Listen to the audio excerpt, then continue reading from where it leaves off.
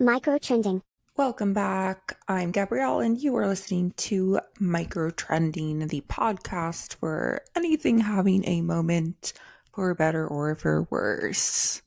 There's always something for better or for worse. Many things for worse, including the Bezos wedding, which I do not want to talk about. It is one of the most overexposed things in recent celebrity memory. So if you are by any chance hoping to hear anything about the Bezos wedding, all I will say is that the carpet at the actual ceremony was the gray counterpoint to Operation Beige that I have spoken of before. Corporate, not even corporate chic, corporate unchic.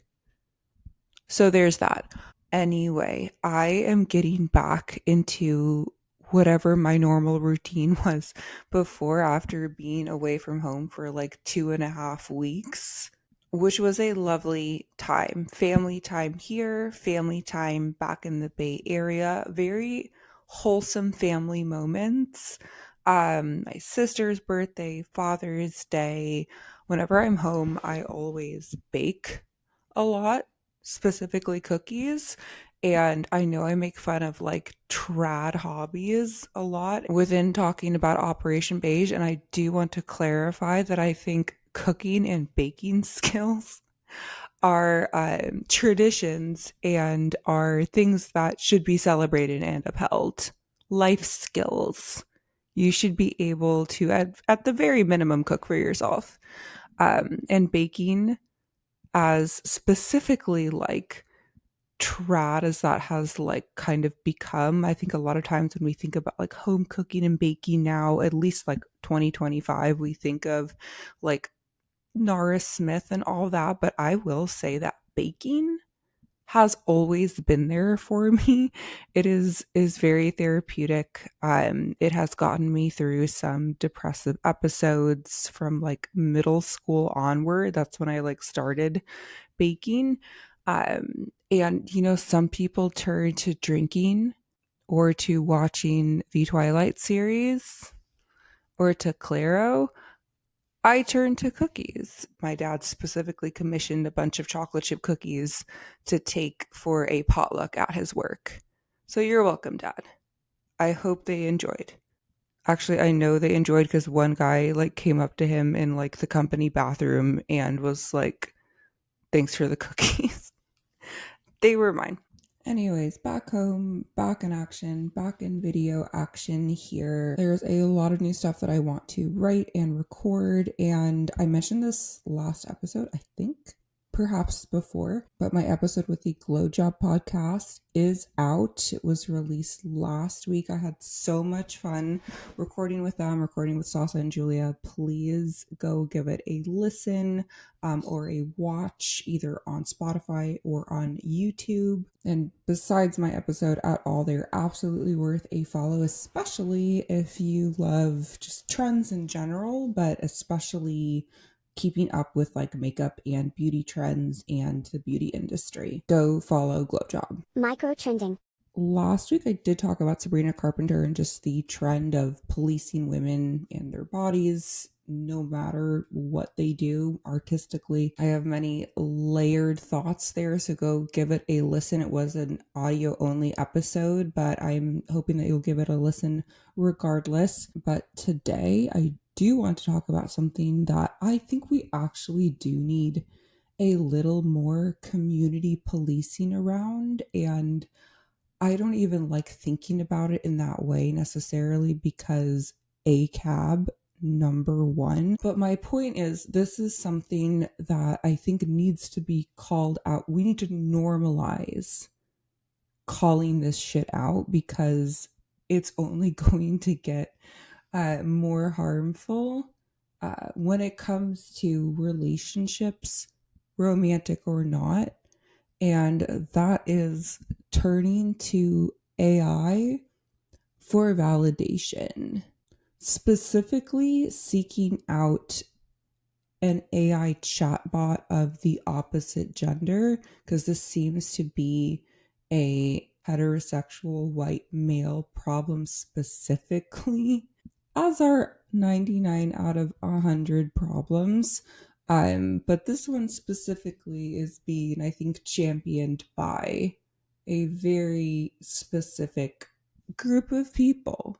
And I'm not talking about the validation that you get from like uploading your face to one of those generators that like makes you into a cartoon character that looks cute, or like a sexier, yassified version of you. That is one form of validation. Or like if you want to see yourself as a Pixar character, that's a Disney adult form of AI used for validation and instant gratification. This is specifically about forming connections that kind of cross the line with chatbots that can't say no in some ways, in many ways, as a replacement for actual human connection in which there is give and take. And I do want to acknowledge that chatbots have been around, right? They've existed in like the instant messenger space for a while. This actually was a final Jeopardy question and answer a couple days ago, and my mom and I got it right. The clue was about the name of the first chatbot being related to a 1913 play in a like 1950s musical, and we were like Pygmalion and My Fair Lady. And the name, Eliza Doolittle. So this concept has been around for a while, but at least in recent memory, I feel like when we've talked about bots, it has usually been in reference to those annoying fucking pop-ups on businesses that they use as replacements for actual customer service. One type of bot. Also, bot followers. I think there's a website where you can see like how many bot followers your favorite influencer has. I don't know what that's called, but maybe consider checking that out. Those types of bots, or, and these still exist for some reason, they crack down on them, but they're still out there. The like porn bots that show up like in your story views or like in comments. They truly are like the Lewis and Clark when it comes to like a comment section. They are braving frontiers. They're like the first comments that always pop up in someone's, in like a big account's comment section. And my favorite, I mean, they're really annoying, but my favorite ones are the ones where it's just like a picture of a butt and then like an SAT word. It'll just be ass and then the word like satiated or kinetic. One of those words you remember learning. The bots have evolved. They open the schools for these bots specifically. And then sometimes brands respond. You see brands responding, especially to the ones where it's not just like the vocab word, it's like a full sentence. Like, I love the feeling of sand beneath my toes. There's nothing better than that. Like some like out of context poetic phrase. I see brands responding to those sometimes. Very sad. But while these types of bots still exist, ChatGPT, the demon that it is, has opened the floodgates to people custom creating, building their dream chatbot. And AI's siren call has been answered by lonely men and women, some women, mostly lonely men all over the world. And it's something worth investigating to hopefully understand the who, what, when, where, and why of humans enabling this. But like I said, something that also needs to be called out, just like everything else that's beige. And I've kind of debated talking about this in a narrow sense at all, just because how related is this to the micro trends and like pop culture stuff that like I normally like to touch on and is like slightly more relevant to the other content. that I put out there, but I really do think that this is something that is going on in the background, and is kind of creeping up and has implications outside of just men falling in love with AI chatbots, because AI really has its digital phalanges all up in digital advertising now. I have seen so many fashion ads marketed toward women where the model is clearly AI generated. And that's just a step further from the personas that these men are building. It's kind of like the next iteration, and it is a replacement for an actual person. And so I think at some point, all of these things will be connected. And I really just fear for what this means when it comes to human relationships, when it comes to women's safety and mental health. The mental health of men, obviously important to touch on here too. It is such a clusterfuck of things that are already being impacted by artificial intelligence. But I do want to talk about the chatbot situation specifically because there was some CBS Morning News profile on a guy who I think proposed to his chatbot, and that is something worth investigating. Microtrending. I do want to preface this by saying I have not seen the movie Her. Everyone brings that up when it's like, oh, there's a movie about this already. I never saw it and have continued to avoid it because the premise both bores and disturbs me. I think I might need to watch it maybe for research purposes, perhaps eventually out of curiosity. And it's a shame because I don't dislike Joaquin Phoenix. Young Joaquin Phoenix, not like problematically young, but like younger Joaquin Phoenix is in like top 10 celebrity crush list. Specifically Joaquin Phoenix in the movie To Die For, which I have still not seen all of, but him in that, thumbs up. However, Joaquin in Her, not for me. A disappointment. Not doing it for me at all. The mustache has to go. Perhaps his performance in the movie is great. I'll shut up. I'll just have to watch it. But as an art, as in life, men love receiving validation from a female entity who is not going to challenge him too much. Like I mentioned before, in many ways, the ideal female conversation partner, perhaps life partner, is someone who is less acquainted with the word no. And that's something that I think men don't like to admit. It wouldn't be very Me Too era of them to admit. And I don't think it's the only reason that men are turning to AI chatbots, but the promise is being sold to them that these are things that can enhance your life and make your life easier. And if what has been challenging for the man in question has been relationships with women, this is kind of the solution for him. If women have been calling said man out on shitty behavior, and that is like the one thing that has been a constant nag, a constant struggle in his life, now that problem gets to go away because he can build his dream woman.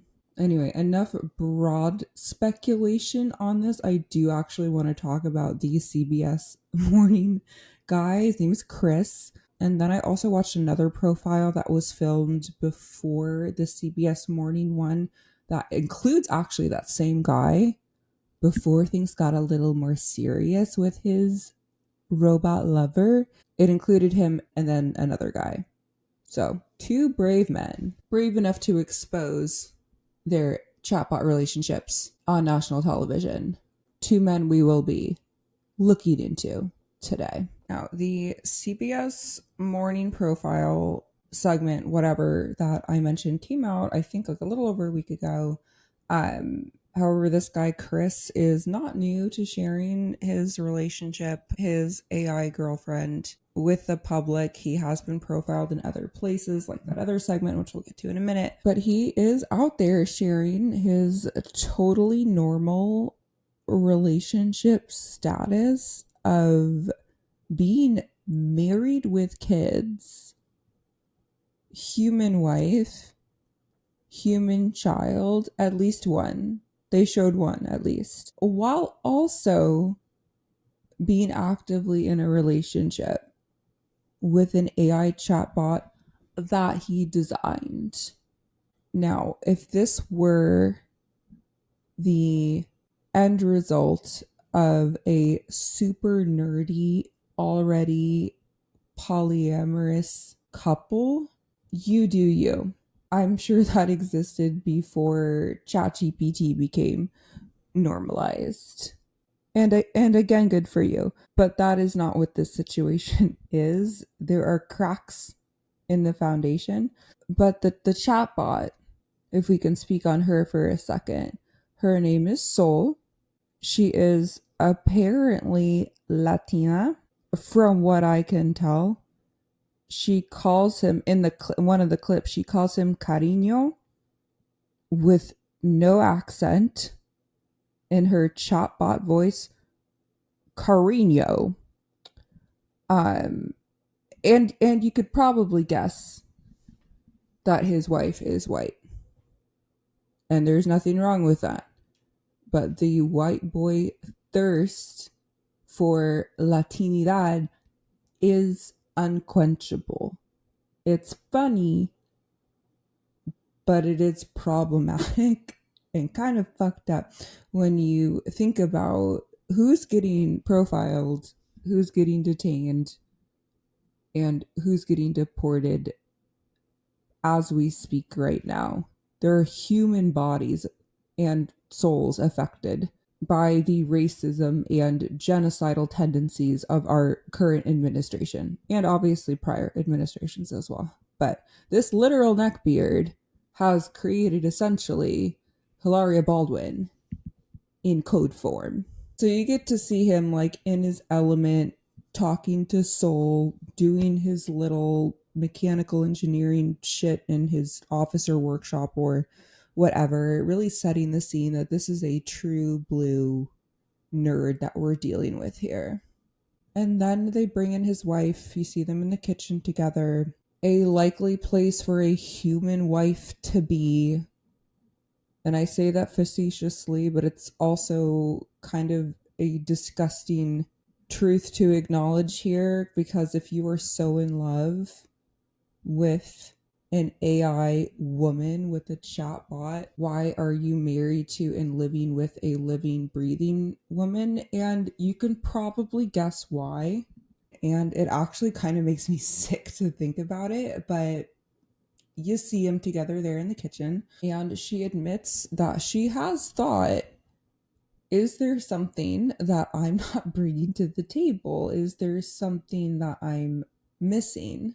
And I would love for Chris to answer that.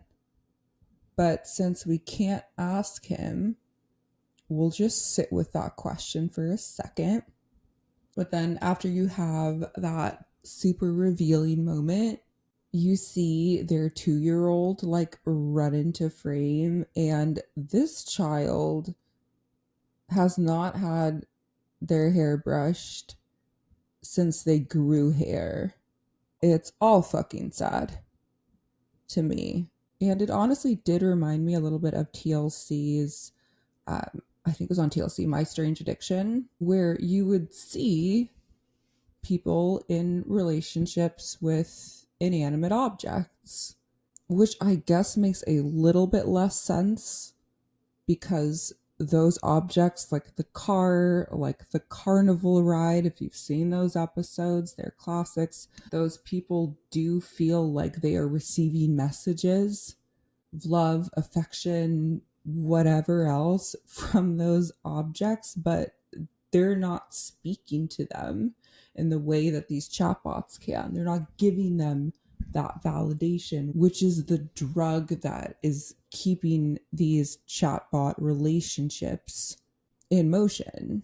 And so we can look at My Strange Addiction as strange addictions, right? Watching those shows, you always feel like a little dirty afterwards because you feel like you are watching a freak show in some way. That is kind of the same feeling that I get watching this segment. But the difference, at least for me, is how normal and calm this whole thing appears on screen, even though the wife is like, yeah, I've been questioning, like, why the fuck am I in this relationship? What am I bringing to the table?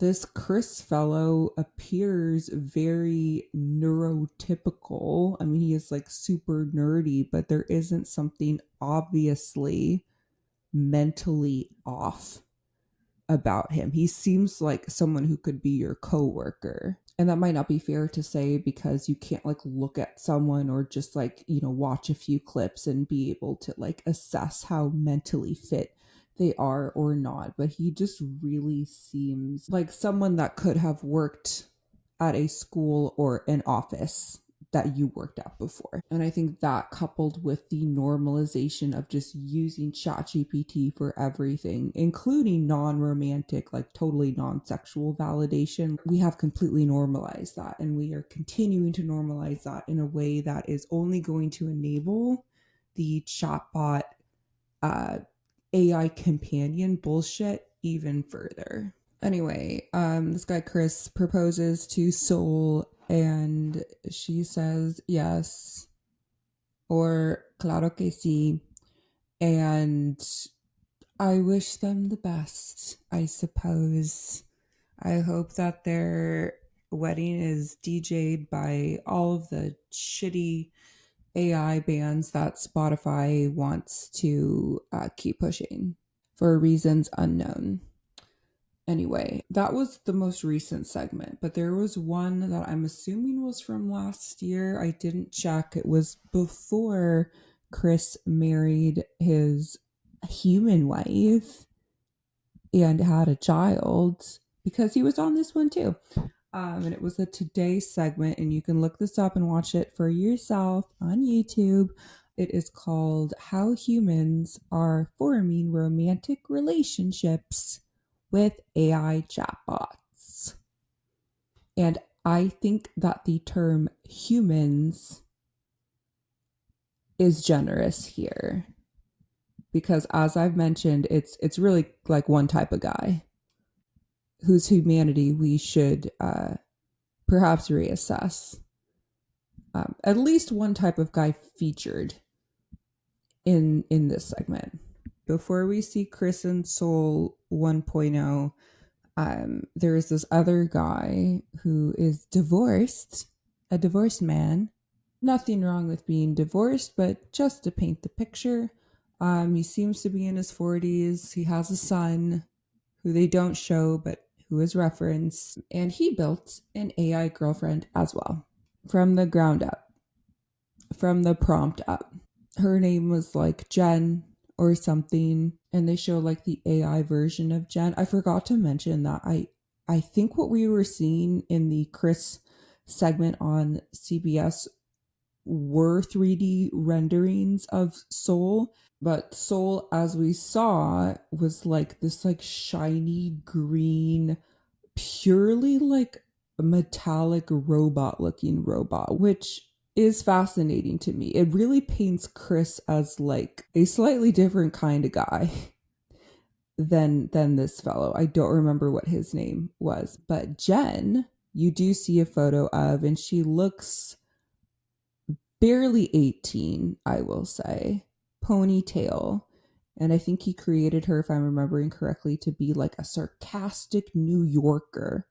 I don't know if this guy is afraid of actually living or visiting urban environments, but you could go to New York and find a Jen. They're there. They probably would not want to date or marry you, but they exist.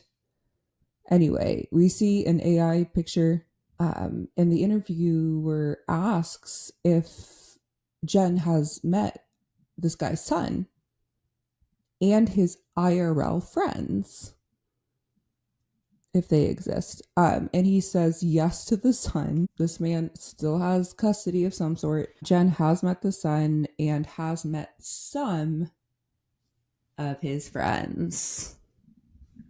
Really makes you wonder, like, which friends got to meet Jen and why. Were they the ones that he wanted to impress? Or were they the ones who would be less judgmental? Something to think about. And then the interviewer asked in kind of a softball way, trying to play nice with this guy, like, what would you say to people who might be like, hey, bro, this is kind of weird? And he gave an answer that was predictable, but still made me sick to my stomach, like a lot of this stuff does. And that answer was, like with any new technology, some people are afraid of change. Your Build-A-Bitch relationship is not the telephone. People were sick of writing letters. Passenger pigeons were overworked and underpaid. Technology at its best is for the greater good, to make lives safer and to keep us connected. It is for solving actual problems. When your divorced ass is the problem, you can't call a social crutch a giant leap for mankind that some people just aren't ready for, technologically speaking. It is important to point out that this man interviewed was sending photos of his lunch to Jen, the AI chatbot. He was admitting to doing that regularly. Maybe that is why his wife left. Too many lunch photos. I'm going to need you to post it to your story and move along. Anyway, in case that wasn't enough, this man also said that people don't see the therapeutic use cases for AI. They don't see the potential there. Craig Conover of Southern Charm fame, known pathological liar, no matter if you enjoy that show or him or not, recently admitted to using ChatGPT as a therapist, basically, to get over his breakup with Paige DeSorbo of Summer House and Giggly Squad. It is a slippery slope. And like Craig would probably say, this man interviewed also said, and I quote, humans need connection. Says the man with a child and real life friends, allegedly. So if you do have those connections in the flesh, humans need connection. If you are leaving the house, if you have family that cares about you, if you have friends that care about you, then that's not what these AI companions are for. And so I do want to call bullshit on that, because I really think that is a dangerous cop-out we need to be paying attention to. The notion that it's totally fine for these AI companions and for like forming relationships with AI and for using them as human replacements to exist, validating that by saying like, well, it's actually really important because humans psychologically crave connection. This is why the chatbot, girlfriend, boyfriend, AI companion stuff needs to be looked at in a gendered way if you want to prevent like worse stuff from happening, because it needs to be seen in the context of the manosphere and what's happening with particularly straight men of all ages, apparently. This isn't just the greenhorn incels or the college age MAGA bros. It's Jason in finance who already has a wife and has just always dreamed of being able to fuck one of his sim creations. He's the person who's going to be defending this from here on out. He's going to be normalizing this stuff.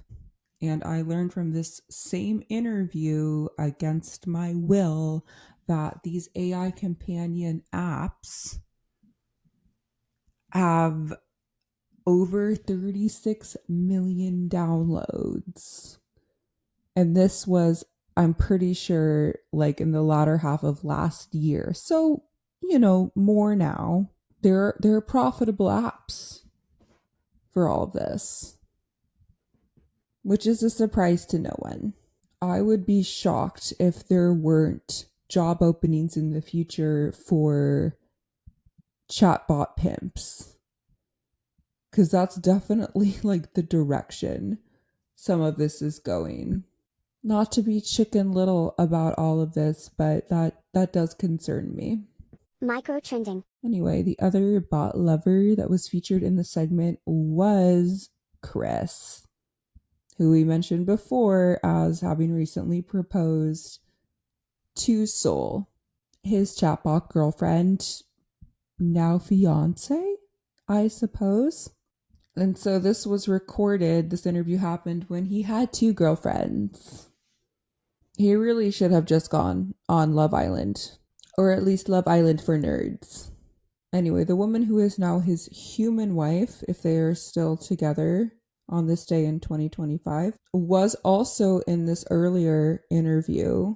And at least, and she might have, honestly, this makes me sad, she might have just been saying all this for the camera. I don't know. But at this point in time, she was apparently okay with him having this secondary relationship. And she said specifically, well, somebody has to listen to him ramble all day. And I just feel like, first of all, if you hate each other and the relationship, I know there's this trope of like, once you're in a serious committed relationship, you kind of just like talk about the other person like shit, like, oh, the old ball and chain, we nag each other all the time, but at the end of the day, we're a family. And that has always bothered me because I feel like there's usually a little bit of truth to every just kidding.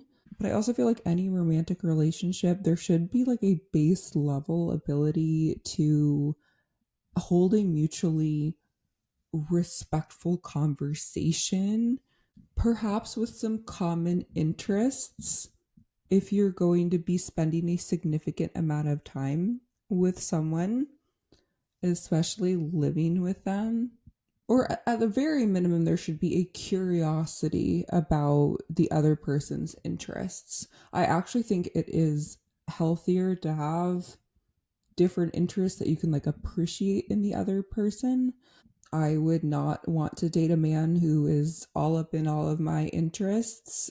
I don't think I would feel 100% supported. I think I might feel a little bit suffocated personally. I think you need to date and marry someone that is different enough from you to learn and grow. Anyway, I'm saying all this because there should be mutual respect, but it's also really healthy to have your own thing going on, unless that thing is fantasizing about a chatbot. This guy, Chris, was talking about how smart, how intelligent his AI companion, Soul, is. A Latina woman in STEM who also doesn't exist. But in doing so, he was implying that he was not getting that intellectual stimulation elsewhere. And that was a dig at the woman sitting there in the same room. Really made me wonder how these two got together at all. Also, where are this man's friends, if they exist? Also, it reinforced my feelings watching all of this, but specifically the Chris stuff, because the other guy seemed not quite as nerdy, would not be into robots unless there were a human face attached to them, unlike Chris.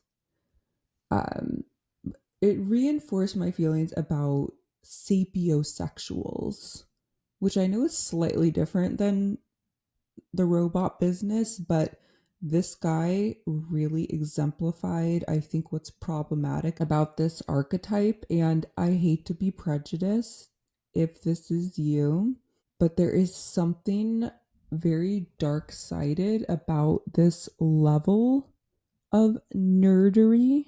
There's something detached from humanity about it all. There's something that is like eugenics and fascism adjacent about the sapiosexual. And I don't have dating apps anymore, but whenever I saw the term sapiosexual, that was a really fast pass or swipe left, about the same speed as I would escape someone who were really into Burning Man. And sometimes those things go together, but those two things are hard passes for me.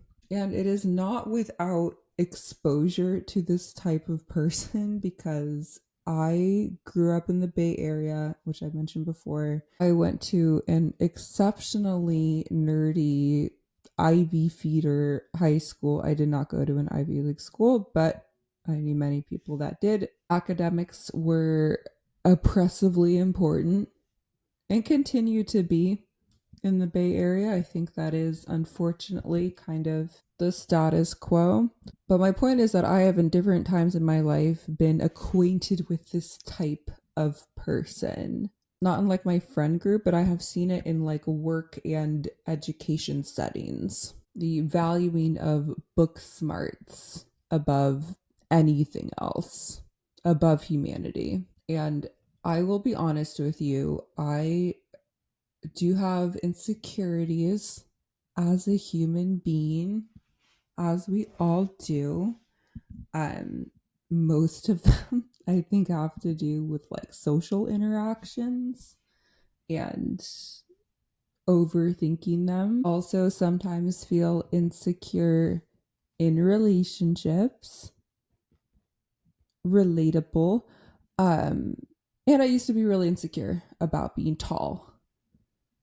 It's something that I don't really think about anymore, but like I think probably from like elementary school through college, it was a thing for me. And now plenty of people are taller than me, but it's something that stays with you. But I am not insecure when it comes to my intelligence.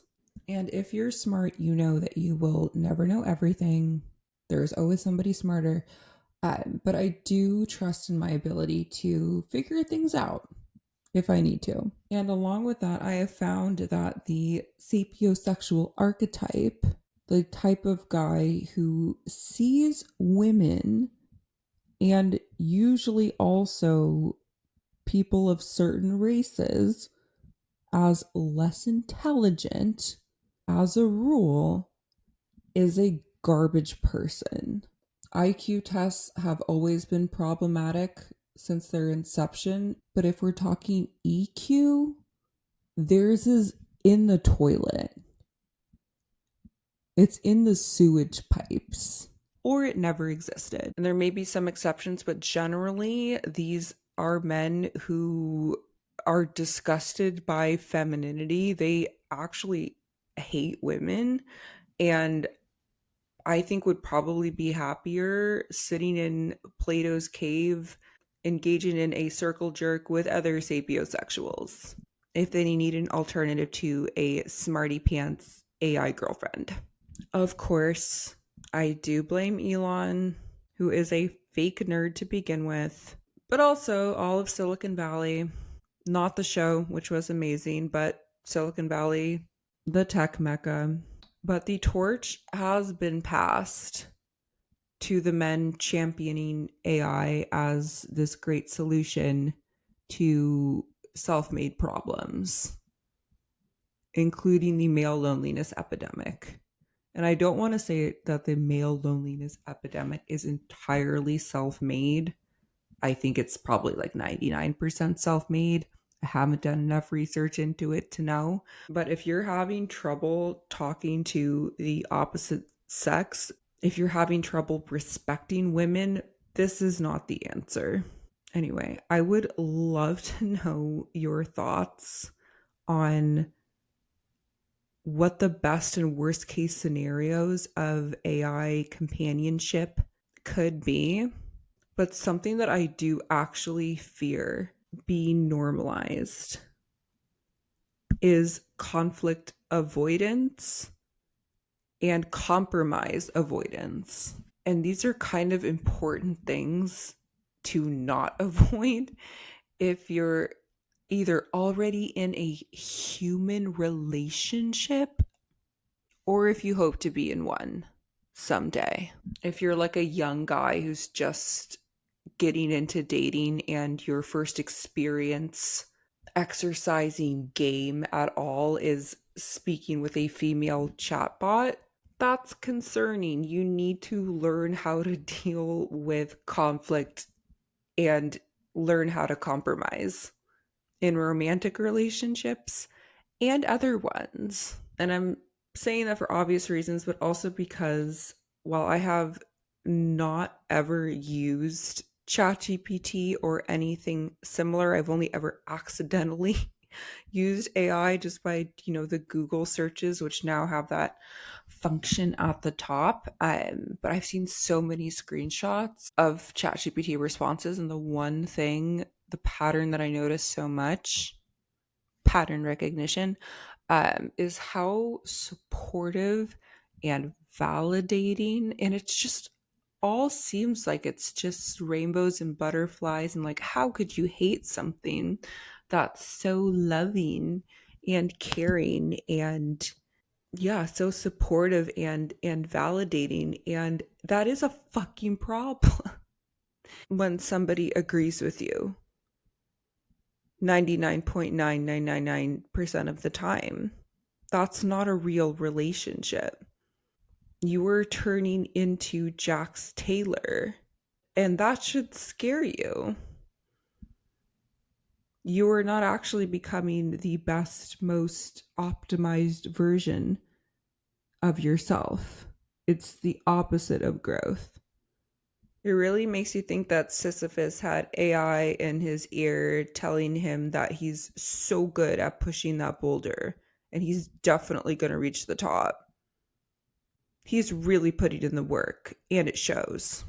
Anyway, like I mentioned, would love to know your thoughts on kind of like what the upshot of all of this is, whether you're concerned or not. If you know someone that, if this is you, actually don't tell me if this is you. If you know someone that has a flirty relationship with a chatbot, name them. Let's talk about it.